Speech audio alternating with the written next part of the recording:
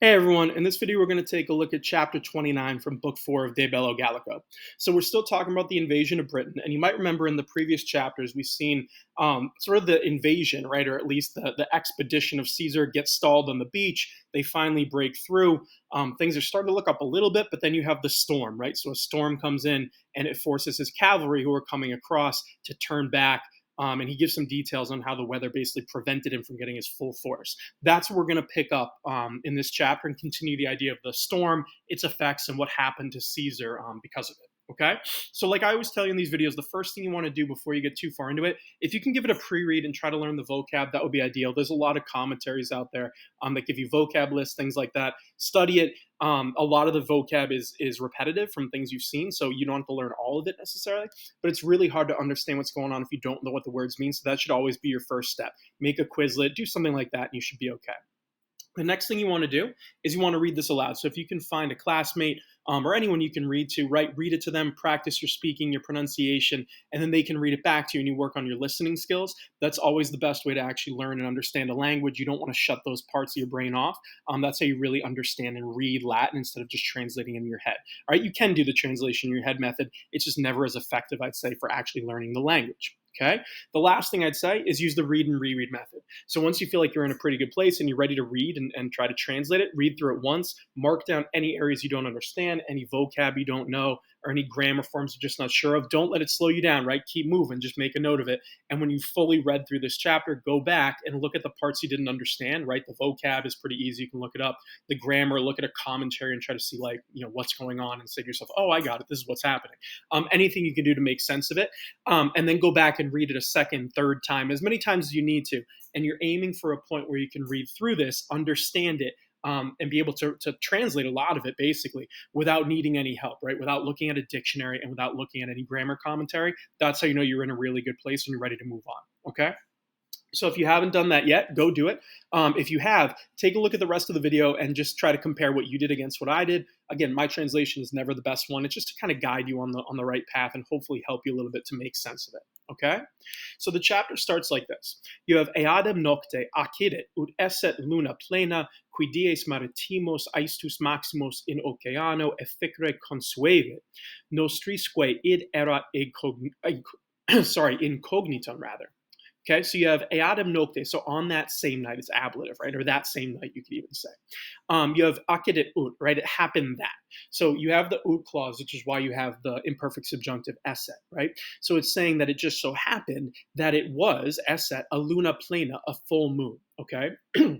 So if you know anything about tides, not that you'd be a tide expert, right? But the full moon brings some screwy tides, which is basically what he's about to tell you. So it's a full moon, right? And I think if you want to check some commentaries, I think some people have actually looked at the year that Caesar's talking about and the timeline. And based on the fact he's talking about full moon, I think they've been able to calculate what day he's talking about pretty specifically based on that. That's a side note. Feel free to go look it up. But the moon is full, okay? And it's talking about a full moon, right? And which time or which day, qui dies, right? It was accustomed to produce, meaning the full moon was accustomed to produce the aestus maximus, the greatest tides in oceano, in the ocean, right? So it's saying because there was, or Caesar's saying because there was a full moon, right, in the English Channel here, consuevit, right, it was a custom, it usually produced these massive tides, these aestus maximus, right, maritimos, these greatest marine tides, okay? So he's talking about how the full moon is leading to really huge tides, and it's going to cause a problem, which is what he says next. You have nostrisque id erat incognitum. So for our men, nostris, right? Remember in this case, whenever he says our, he's talking about his soldiers, right? So, and for our men, or for his men, id erat, it was incognitum, it was unknown. So the men don't know this, right? So he's saying that that they didn't actually realize that this full moon was going to bring these giant tides, and that's part of the problem. And we'll talk about kind of what he's doing here at the end of the video. But this is an interesting kind of description he just gave. Then he continues on, and you have ita uno tempore et longas naves quibus Caesar exercitum transportandum curavera, quasque in aridum subduxera, right? It's a long line, so we'll kind of break it up. So he's saying thus, or and so ita, at one time, both the long ships, right? And remember, no, longas naves means like the military ships, the long ships, the warships is kind of one way to do it. The warships with which Caesar transportandum curaverat, right? The transportandum here, you have the gerund. So what's missing here is the essay, right? It's really transportandum esse. And it's a gerundive rather. Sorry, it's describing the executive, not a gerund, right? I always mix those up, so hopefully that doesn't throw you off too much.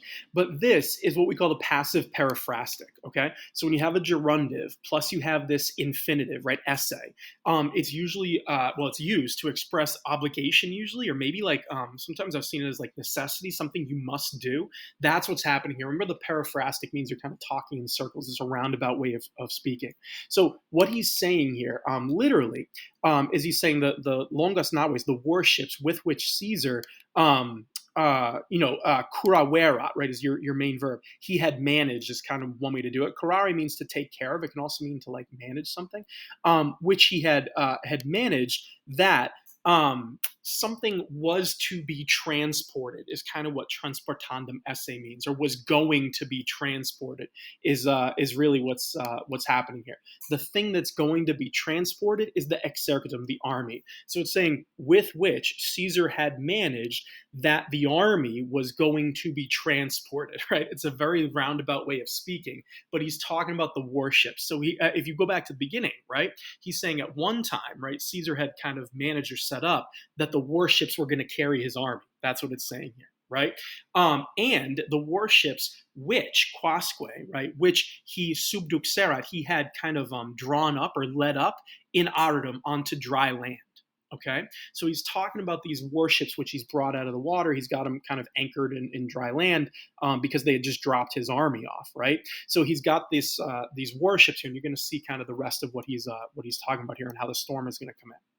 So then you continue the line with this. You have aestus compleverat et honorarias quae ad ancoras erant delegatai, tempestas afflictabat, neque ulla nostris facultas aut administrandi aut auxiliandi dabatur. Okay. So he's talking about. Remember, he had just talked about his warships and how he was going to bring them up to transport his army. Right. At one point, it's saying he had done this, and he put on dry land. Okay. Now he's saying aestus compleverat. Right. The tide had filled. So the tide filled all his warships, right? Because they're anchored on land, and you have these massive tides coming from the full moon. So that's what the aestus compleverat is doing, right? The tide had filled them up. And the honorarias, which are like transport ships, not for people, it's more like cargo ships is kind of the idea, right? The cargo ships, which to the anchors ad ancoras, right? Erant delegatae is just pluperfect passive. They had been fastened, you might say, to the anchors, meaning they had dropped anchor. Okay. So the honorarias tempestas afflictabat, the storm was afflicting or was affecting the cargo ships. So the long ships, the warships, are getting filled with water, and the cargo ships, right, even the ones that aren't on the beach, I guess, but they're kind of anchored off, they're also being afflicted, which probably means they're being filled with water, right? Things are not going good, and the tempestas and the aestus are kind of causing this, right? The storm, the massive tide from the full moon, it's not going well for Caesar's troops. Then you have the neque here, right? And for our men, nostris, right, there was not, so neque and not, you might say, ulla facultas, any means, okay? Then you have out, either or. So either administrandi, here's your gerund, right, of managing, it's genitive, right? So there was no means of managing, or auxiliandi, of helping. Dabator means was given. So you're saying no means was given of helping, or administrandi, of kind of managing things. So what he's saying here is the storm is driving up the waves, right? The tide, the full moon causing the tide, is also not helping. It's filling the ships with water, right? The warships, the cargo ships are getting rocked around, even though they're anchored, right? They're at anchor. They're still getting, kind of destroyed here. And it's saying that his men had no chance of helping, right? Or managing anything, right? Administrandi aut auxiliandi. There was just no opportunity, right? Neque ulla facultas. So there's nothing that they can do, which kind of makes sense. If you have a storm coming in, I mean, what are they really going to do other than try to bail the ships out? But I think I've seen in commentaries the number like 20 to 36 in my head. I might be making this up, but I feel like Some people have commented on the English Channel, getting a storm like this, you might get 20-foot waves, right, or 30-foot waves. So if you have waves that high, a Roman warship or any kind of Roman boat is not going to be able to stop that, right? They just don't have tall enough sides to prevent this from happening. So there's really not a lot you're going to do other than die if you're on the boat trying to bail it out, or get wrecked, right? It's not going to go very well. Okay. Then we continue on, and you have compluribus naubus fractis, right? There's your ablative absolute to start. Reliquae cum essent funibus ancoris reliquisque armamentis amicis, ad navigandum inutiles, magna id quod necesse erat accidere totius exercitus perturbatio facta est. So it's a longer line again, but we can kind of pick it apart piece by piece. You start with that ablative absolute, right? With several of the ships having been broken, right? Fractis, literally fractured. So several of them are just straight up destroyed, is kind of what he's saying. Then you have the rest, reliquae, since. So the cum clause here is probably best translated as since, right? Since this had happened. That's how I would go with it. So, excuse me, you have what you call a causal cum clause. That's what I was looking for. So since they were funibus ancoris reliquisque, blah, blah, blah, this whole thing is this ablative absolute, right? So it's saying that they were with ropes, right? Funibus, they're kind of tied down with ropes. But they're also, you have ancoris reliquisque armentis amici. So with the anchors and the remaining equipment having been lost, okay? So they're kind of tied down with ropes. Their stuff is missing. The anchors, right? The ancoris are gone, right? And all this other equipment, amicis, having been literally like set loose or lost. They were inutiles. They were useless ad navigandum. So here you have ad plus a gerund, which shows purpose. So it means they're useless for sailing, right? Navigandum. So the rest of them, so if you go back to the beginning, right? Some of them are straight up broken, right? Fractured, fractis, they're destroyed. And the rest are just kind of being held together with like these ropes because everything got destroyed, and they're useless for sailing, right? Ad navigandum inutiles. They're just not able to sail. Okay, so then you have magna, right? So something about a great, and magna is actually going with perturbatio, so a great confusion. Facta est was made, meaning everyone is confused. But then you have the side note here. You have a great confusion.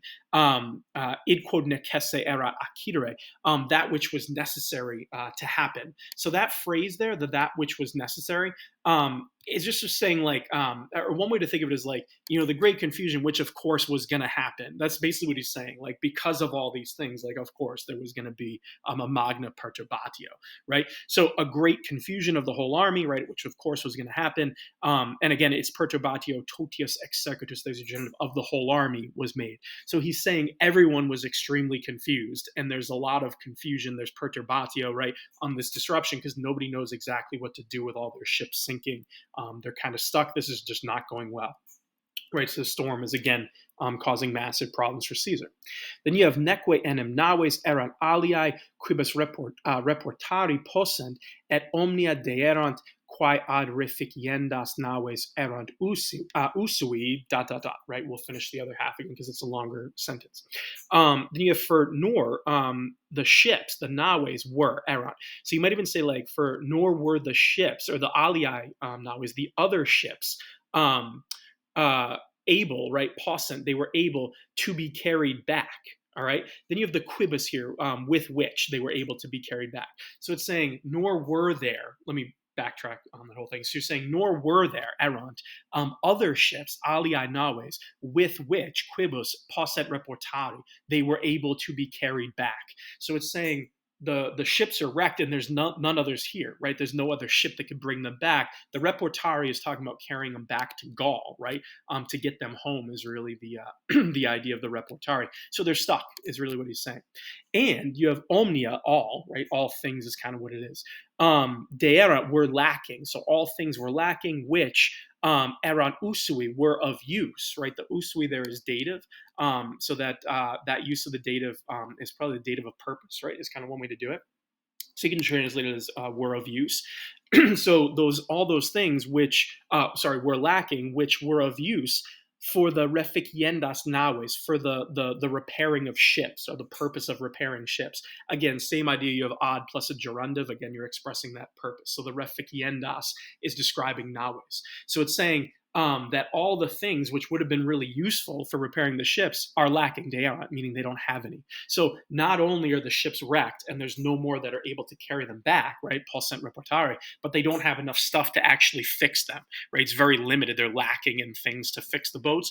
I don't know what that would be. I don't know if he's talking about tools or wood. I would assume he's talking about both. You'll see later on kind of how he gets out of the situation. But the stuff to fix the boats is just not there, right? Probably because a lot of it sank in the storm. Then you finish the line. You have et quod omnibus constabat hiemari in Gallia portere, frumentum in his locis in hiemem provisum non era. Okay, and this is kind of the finishing line. And because, quote, because for everyone or to all, it was agreed. Constabat, I've seen a lot of translators like it was agreed. That's actually a pretty good way to do it. It means something about like, I think literally like standing still or standing fixed is kind of one way to do it. But here it's probably better to be like agreed. If you're standing firm, it means kind of like you're standing together, you're agreeing with each other. So you would want to say because to everyone, it was agreed oportre, to be necessary, hiemari, to spend the winter. So this is a verb form of the noun winter, right? So the hiems is winter. Hiemo means to spend the winter, right? To pass the winter. So it's saying, again, because to everyone it was agreed to be necessary, oportere, to spend the winter, hiemari, in Gallia, in Gaul. Okay? So he's saying that it was agreed previously, right? To spend the winter, not the night in Gaul. So in other words, nobody was actually planning to stay in Britain a very long time. That's why this is not really a full-on invasion. It's more like an expeditionary force. And they had all agreed in advance, when wintertime comes, we're going home, right? We're not going to stay here. But because they were saying that they weren't going to stay there in Gaul, they now have a problem, which is how he finishes the line. You have frumentum in his locis in hiemem provisum non erat. So the frumentum, the corn or sort of the food, non erat provisum, had not been prepared in his locis, in these places, in hiemem, in the winter, meaning they didn't actually have any food or a way of getting food for the winter because they didn't plan for it, right?